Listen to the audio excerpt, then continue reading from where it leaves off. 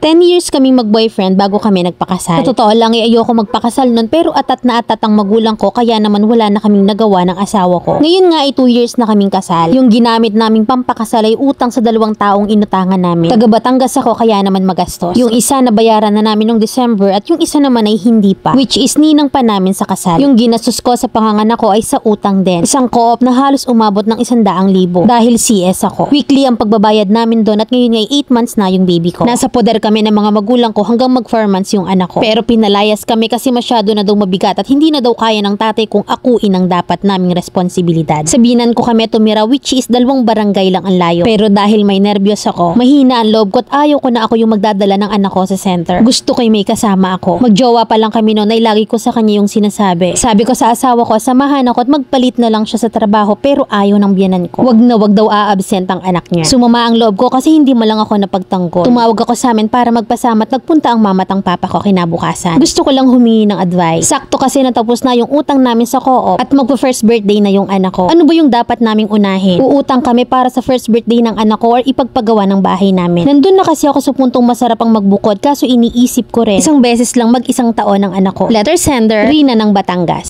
Yung pinalayas na nga kayo kasi iniatang nyo yung responsibilidad nyo. Magpapagarbo galing sa utang. Nagkakasya pa bang isipin kaya magdadagdag ka pa?